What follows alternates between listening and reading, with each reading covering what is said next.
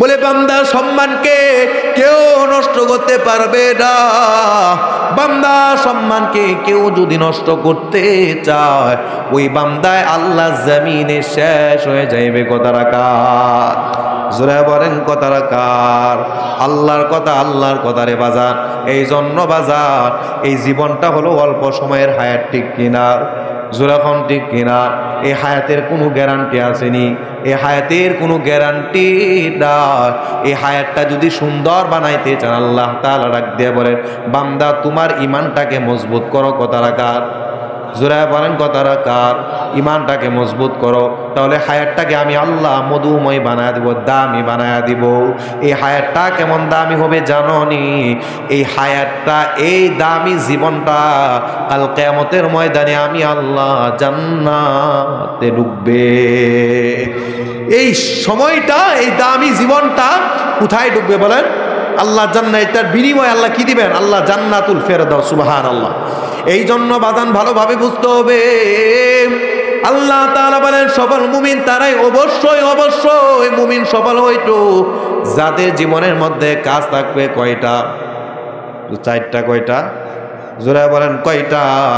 ওই বান্দার জীবনের মধ্যে কাজ থাকবে চারটা। কথা রাখার জোরে বলেন, কথা রাখার।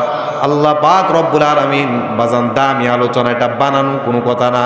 শুরুতেই বললাম, পয়গম্বর বলেন এই চারটা সবক যাদের জীবনের মধ্যে তৈরি করতে পারবে, বলেন তাদের জান্নাতে যাওয়ার জিম্মাদারি স্বয়ং রহমাতুল লিল আলামিন হয়ে যায়। আপনি আমার নবী, যদি আপনি আমার জান্নাতে যাওয়ার জিম্মাদারি হয়, আর কোনো টেনশন আসেনি? জোরে আসেনি টেনশন? কারণ ওই নবীর আগে কেউ জান্নাতে ঢুকবে না, আমার নবীর আগে কেউ জান্নাতে ঢুকবে না। এই জন্য যুবক ভাই, কারা সফল মুমিন তাদের চারটা গুণ আপনার সামনে আলোচনা করব ইনশাআল্লাহ। এক নাম্বার আলোচনা, আল্লাহ পাক রব্বুল আলামিন ডাক দিয়ে বলেন, আল্লাযীনা হুম ফি সলাতিহিম খাশিউন। জোরে বলেন আল্লাহু আকবার। আল্লাহ তাআলা বলেন সফল মুমিন হলো তারা, জান্নাতি মুমিন তারা, ওই বান্দার জীবনে নামাজ হবে খুশবু হুজুর সহিত। কিসের সহিত? খুশবু এবং হুজুর সহিত। বলে কেমন? ওই বান্দার নামাজটা হবে কার জন্য রে বাজান? জোরে বলেন, কার জন্য? এই বান্দার নামাজ হবে আল্লাহর জন্য। এই নামাজের মধ্যে দুনিয়ার কারো চাহিদা বান্দা পূরণ করবে না, ঠিক কিনা? বান্দার দিল অন্তর থাকবে কোথায়? জোরে বলেন, কোথায় থাকবে? কার দিকে থাকবে? আল্লাহর দিকে থাকবে। কিন্তু বাংলার মুসলমান কেমন? এ যুবক, এ বৃত্তবাজান, এ পর্দার মা, ভালোভাবে বুঝতে হবে। ওই তো পূর্বের হুজুর আলোচনাগুলো করেছিলেন, বলে আমরা দাবি করি আমাদের ইমানটা খুব শক্ত আছে, খুব শক্ত আছে। বলে ইমান তো মুখে শক্ত বললে হবে না, যদি বান্দার কাজে ইমানের সাথে না মিল হয়, ঠিক না? ইমানের সাথে যার কাজের মিল আছে তার ইমানটা শক্ত, সে বললেও শক্ত, না বললেও শক্ত। যখন বাজান, ঠিক কিনা?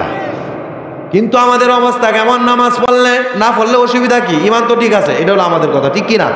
কিন্তু বাজান, এ যুবক ভাই, ভালোভাবে বুঝতে হবে, নামাজ ছাড়া বান্দা জান্নাতে ঢুকতে পারবা না।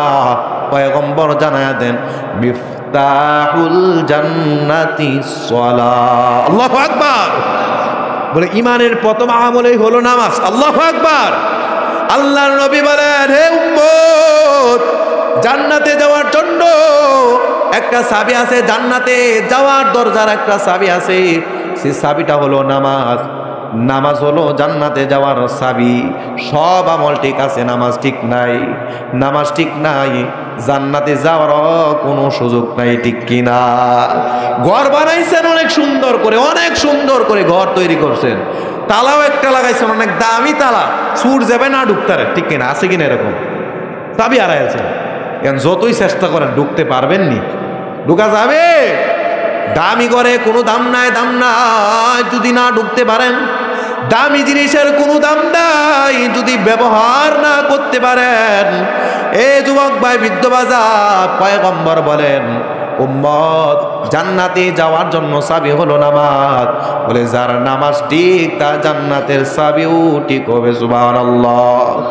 ভিন্ন আরেক জায়গায় পয়গম্বর বলেন, আল্লাহর রাসূল বলেন, আউয়ালু মা ইউহাসাবু বিহিল আবদু ইয়াউমাল কিয়ামা, ওই কাল কিয়ামতের দিন আল্লাহ পাক রব্বুল আলামিন বান্দার কাছে যে হিসাব নিকাশ নেবেন, সর্বপ্রথম নামাজের হিসাব নেবেন।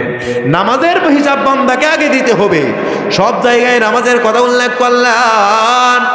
এই যুবক ভাই, বৃদ্ধ বাজান, এই নামাজ যদি আপনি ঠিক রাখতে পারেন, ওই নামাজওয়ালা কোনদিন নামাজ পড়ে গুনাহ করবে না, ঠিক কিনা? নামাজওয়ালা কোনদিন নামাজ করে কি করতে পারে না? গুনাহ করবে না, গুনাহ করবে না। ওই বান্দার নামাজ যদি ভালো হয়, পয়গম্বর ডাক দিয়ে জানায় দেন ওই বান্দার অবস্থাটা কেমন হয়। আল্লাহ পাক রব্বুল আলামিন বলেন, ইন্নাস সালাতা তানহা আনিল ফাহশাই ওয়াল মুনকার ওয়ালাযিকরুল্লাহি আকবার ওয়াল্লাহু ইয়ালামু মা তাসনাউন। আল্লাহু আকবার বলেন। আল্লাহ তাআলা বলেন, নিশ্চয় বান্দার নামাজ যদি আমি আল্লাহর জন্য হই, ওই বান্দা নামাজ পড়বে, কোনোদিন তাকে গুনাহ স্পর্শ করতে পারবে না। আল্লাহু আকবার। বাজান কষ্ট হইতাছিনি, নামাজ পড়েও কোনোদিন তাকে গুনাহ স্পর্শ করতে পারবে না। বান্দা নামাজ পড়ে শান্তি পাইবে, কলবের মধ্যে শান্তি পাইবে। কে দিবে শান্তি? জোরে বলেন, কে দিবেন শান্তি? অটোমেটিক আমার আল্লাহ বান্দাকে দান করবেন। বলে বান্দা নামাজ পড়বে, গুনাহ কোনোদিন স্পর্শ করবে না।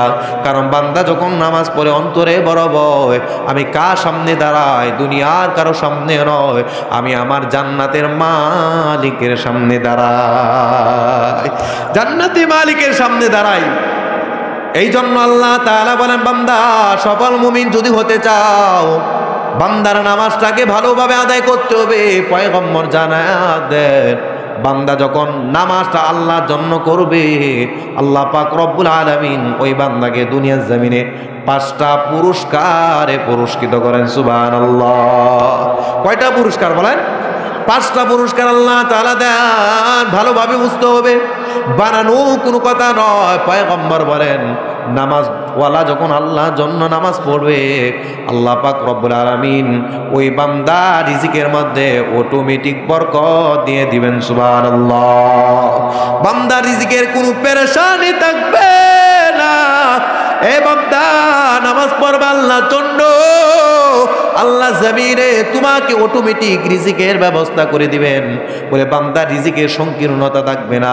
কারণ রিজিক দাতা হলেন কে? জোরে বলেন কে? কিন্তু আমাদের অবস্থাটা কেমন? নিজেকে ইমানদার দাবি করি, কিন্তু রিজিক তালাশ করি ব্যবসার মাধ্যমে, ঠিক কিনা? রিজিক তালাশ করি চাকরির মাধ্যমে, রিজিক তালাশ করি কৃষিকাজের মাধ্যমে, কিন্তু আল্লাহ পাক রব্বুল আলামিন বলেন, ঈমানওয়ালা বান্দা রিজিক ব্যবসার মধ্যে খুঁজবে না। ঈমানওয়ালা বান্দা রিজিক চাকরির মধ্যে খুঁজবে না। ঈমানওয়ালা বান্দা চাষাবাদের মধ্যে রিজিক খুঁজবে না।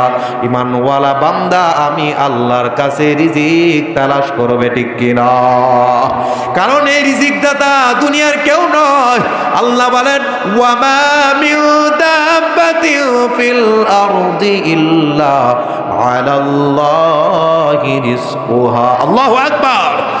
আল্লাহ পাক রব্বুল আলামিন বলেন, এ বান্দা তুমি দুনিয়াতে রিজিক তালাশ করতেছ, কিন্তু বান্দা তুমি জানো দুনিয়ার কেউ রিজিক দিতে পারবে না। আমি আল্লাহ যদি বান্দাকে রিজিক না দেই, আমি আল্লাহর পক্ষ থেকে সমস্ত মাখলুকে রিজিক বন্টন হয়। আমি আল্লাহ যাকে চাই তাকে আমার জমিনে সম্মানের রিজিক দান করি, ঠিক কিনা? যাকে আল্লাহ চায় তাকে সম্মানের রিজিক দেই। এ বান্দা নাফরমানি করে রিজিক পাইবা গো, কিন্তু বান্দা মনে রাখো, মনে রাখো, নাফরমানি করে নামাজ না পড়ে যে রিজিক পাও সেটা সম্মানের রিজিক না, অসম্মানের রিজিক। এটা কেমন জানো নি? এমন রিজিক, এমন রিজিক বান্দা মরতে দেরি হইবা আর ওই রিজিকের হিসাব নিতেও ফেরেশতারা দেরি করবে না, ঠিক কিনা? এই রিজিকের কেমন হবে বান্দা জানো? জমিনের উপর চইলা আল্লাহর পরে আল্লাহ রায় জমিনে মানো না, এই নাফরমানকে যখন কবরের মধ্যে ঢুকানো হবে গো, এই কবরে মাটি ডাক দিয়ে বলবার এই নাফরমানকে আমরা বরদাস্ত করব না, এই নাফরমান এখান থেকে চলে যাও। নাফরমানকে জমিনেও সহ্য করবে না, জমিনেও সহ্য করবে না, জমিনেও সহ্য করবে না। আরে জমিন প্রতিনিয়ত আল্লাহর কাছে ডাক দিয়ে বলে, মালিক গো, তারা তোমার খায় তোমার পরে, কিন্তু তোমার ইবাদত করেন আল্লাহ। আল্লাহ তুমি আমাদের জবানটা খুলে দাও রে আল্লাহ, তাদেরকে জমিনের মধ্যে গ্রাস করে দেই। কিন্তু আমার রব কেমন দয়ার রব, আমার রব বলে না না না না না না, আমার বান্দাকে সুযোগ দাও, সুযোগ দাও। আমার বান্দা যদি শেষ মুহূর্তে এসে আমি আল্লাহকে আপন বানাইতে পারে, আমি আল্লাহ ওই বান্দার জীবনটাকে দামি বানায় দিই, সুবহানাল্লাহ। এই জন্য যুবক ভাই, রিজিক দুনিয়াতে তালাশ করলে পাওয়া যাবেনি, যখন পাওয়া যাবেনি। বর্তমান রিজিকের জন্য মানুষ বেকুল হয়ে যায়, পেরেশানি হয়ে যায়। কিন্তু আল্লাহ তাআলা পয়গম্বরকে বলেন, ও পয়গম্বর, আল্লাহ ডাক দিয়া বলেন, ওয়া'মুর আহলাকা বিসসালাতি ওয়াসতাবির আলাইহা লা নাসআলুকা রিজকান নাহনু নারযুকুকা ওয়াল আকিবাতু লিত্তাকওয়া। আল্লাহু আকবার। আল্লাহ তাআলা ডাক দিয়া বলে, ও পয়গম্বর, আপনার পরিবারকে নামাজের হুকুম করা। ও পয়গম্বর, পরিবারকে নামাজের প্রতি ইহতিমাম করান। ওয়াসতাবির আলাইহা, নিজেও ইহতিমাম করুন। লা নাসআলুকা রিজকা, বলে আমি আল্লাহ আপনার কাছে রিজিক